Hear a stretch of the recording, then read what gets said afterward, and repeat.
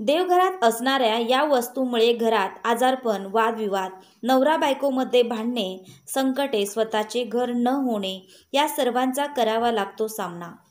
आपल्या प्रत्येकाच्या घरामध्ये देवघर हे असते। अनेक प्रकारच्या देवी देवतांच्या मूर्त्या, फोटोज आपल्या घरामध्ये असतात।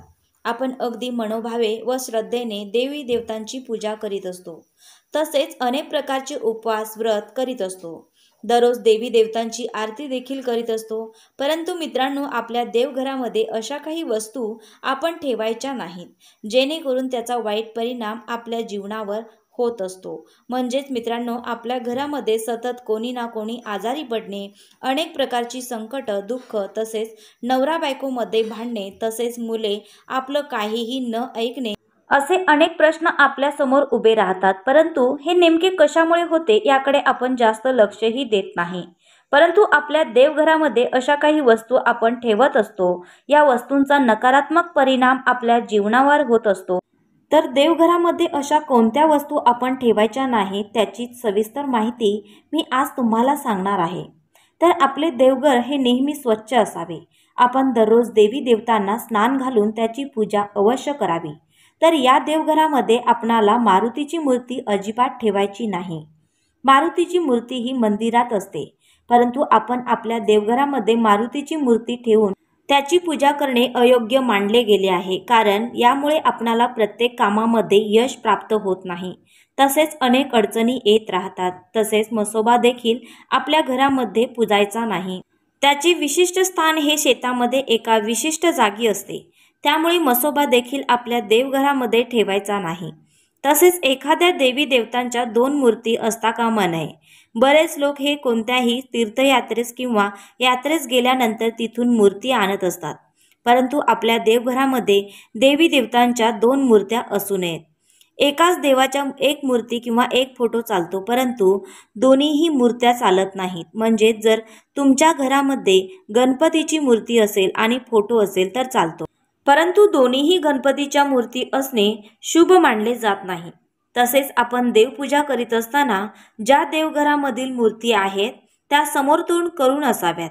त्या तिरक्या किंवा एकमेकांकडे पाहणाऱ्या नसाव्यात।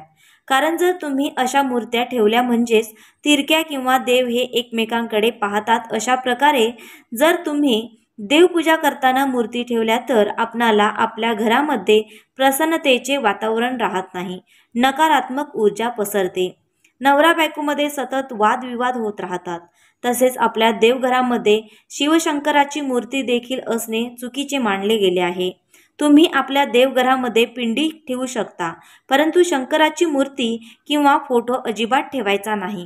तसेच बरेच जण हे आपल्या मेलेल्या पितरांचा टाक वगैरे बनवून आणतात आणि तो देवघरामध्ये पूजतात। आपण आपल्या देवघरामध्ये भंग पावलेली मूर्ती देखील अजिबात ठेवू नये। कारण यामुळे आपण जर कितीही मेहनत घेतली तरी पैसा आपल्या घरामध्ये टिकत नाही आणि मिळालेला पैसा हा कोणत्या ना कोणत्या कारणाने खर्च होत राहतो। त्यामुळे भंग पावलेली मूर्ती आपण देवघरामध्ये अजिबात ठेवायची नाही। तसेच आपल्या देवघरामधील प्रत्येक मूर्ती ही अंगठ्यापेक्षा जास्त उंचीची नसावी, म्हणजे 3.5 इंचपेक्षा मोठी मूर्ती अजिबात नसावी। कारण याचा देखील नकारात्मक परिणाम आपल्या जीवनावर होऊ शकतो। तर मित्रांनो, वरील सांगितल्याप्रमाणे या वस्तू तुम्ही देखील आपल्या देवघरामध्ये अजिबात ठेवू नका, कारण यामुळे त्याचा वाईट परिणाम आपल्या जीवनावर होतो। तर आपल्या घरामध्ये आजारपण, संकटे, दुःख, नवरा बायकोमध्ये भांडणे होत राहतात। त्यामुळे आपले घर हे अप्रसन्नतेचे होते आणि घरातील प्रत्येक व्यक्ती हा निराशामध्ये जीवन जगायला लागतो। तर या विशेष गोष्टींची तुम्ही अवश्य काळजी घ्यायची आहे। मित्रांनो, वरील माहिती विविध स्रोतांच्या आधारे एकत्रित करण्यात आली आहे। याचा कोणीही अंधश्रद्धेशी संबंध जोडू नये ही विनंती। अशाच प्रकारची माहिती मिळवण्यासाठी आमचे पेज आताच लाईक करा आणि शेअर करायला विसरू नका। धन्यवाद मित्रांनो।